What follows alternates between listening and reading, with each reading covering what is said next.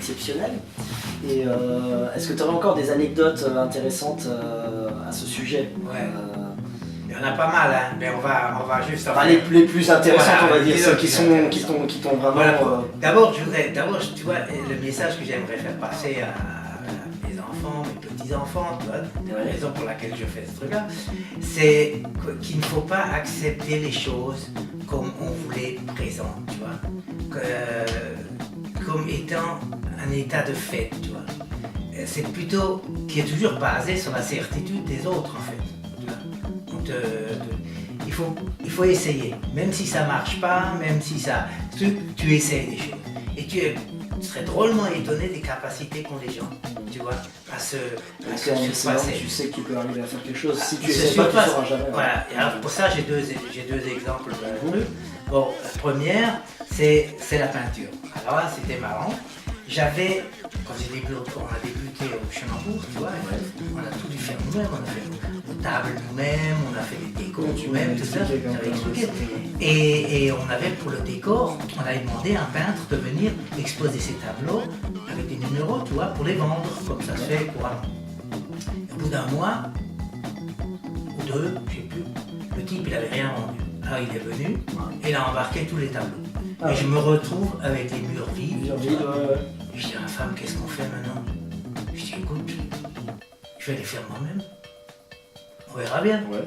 Moi, je connaissais rien du tout en peinture. Hein. Je connaissais même pas mes couleurs primaires. Ma femme, en fait, savait mieux la peinture que moi. Des fois, je lui disais, dis donc, si je mélange le bleu et le vert, ça donne quoi et tout. Et, elle avait qu'à le faire. et donc j'ai acheté 2-3 bouquins, tu vois, qui donnent à peu près les bases et tout, et je me suis lancé à faire. Et donc j'ai fait mes décors, mes peintures que j'ai mis autour. Je partais du principe que les gens préféreraient une croûte faite par un patron, tu vois, qu'une imitation d'un truc acheté. D'accord.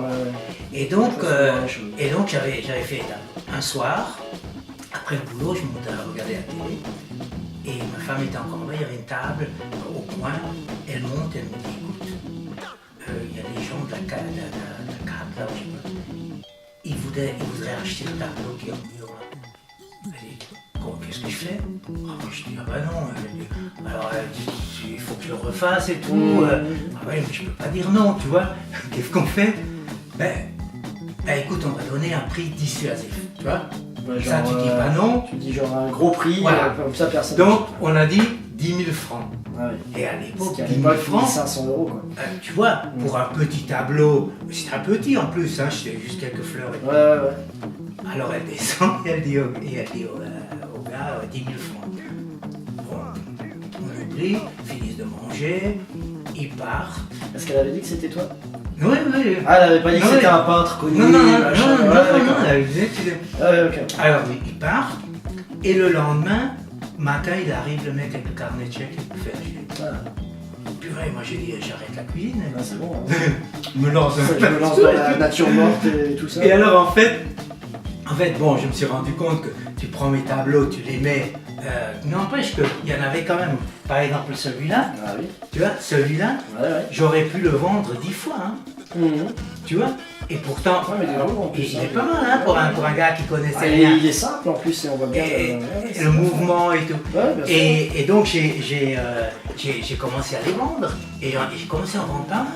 Ouais. Écoute, à tel point que j'ai dit, moi il faut que j'arrête, moi j'ai la cuisine et tout, je peux pas faire les deux, tu vois. Et donc, t'as fait un choix. Mais c'est quand même dingue, tu vois, que tu réalises, en fait, au départ, si tu dis à quelqu'un fais de la peinture, tu lui dis moi je connais pas, mais moi je connaissais rien non plus.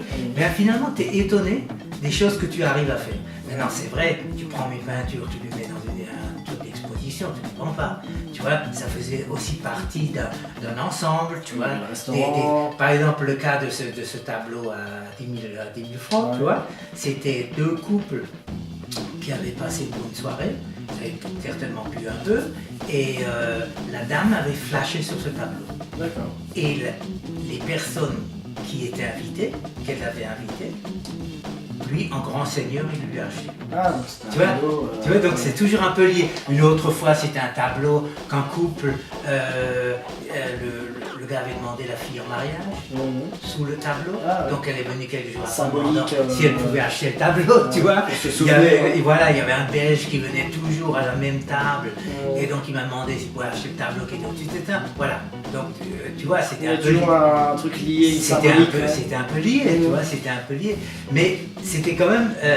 Moi, j'ai toujours rêvé, tu sais, j'avais comme ça des points de chute dans ma vie quand j'étais gamin. Je rêvais d'avoir un jour un restaurant connu et tout. Je rêvais de faire de la peinture et de devenir un grand peintre. Bon, j'ai vendu les tableaux, c'est déjà pas mal, tu Ouais. vois. C'est déjà pas mal. Là, c'est des rêves de gosse que tu as concrétisés. C'est quand même des trucs que j'ai concrétisés, Sans être tu un vois. grand peintre, t'as quand même vendu des tableaux. Et j'ai quand même vendu les tableaux, tu vois. C'est pareil.